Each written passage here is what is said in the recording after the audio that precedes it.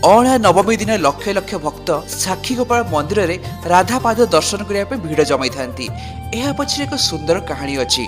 दीर्घ दिन पूर्वर ओडिशा रे रहुतुबा एक गरीब युवक और एक धनी वृद्ध लोक मिसिकी जाइथिले वृंदावन को श्रीकृष्ण गोपाल को दर्शन करने। यात्रा समय से गरीब युवकटी से धनी वृद्ध लोकर बहुत सेवा करथिला। से सेवार प्रसन्न से वृद्ध लोकटी कहला, तुमे मोर पुओ परी आचरण करिछ। मो भगवान गोपाल को आखिर साक्षी रखी कहूची मु मो झील को तुम सहित बह करी। किंतु यात्रा सारी जिते से घर को फेरी वृद्ध लोकटी तार निज कथा और रखिला नहीं। से ही गरीब युवकटी पुणी वृंदावन गला और भगवान गोपाल पाखे दंडपत हो कांदी कांदी कहला, हे प्रभु आपण सत्य तो जानती, दयाकोरी आसतु आउ साक्षी हुंतु।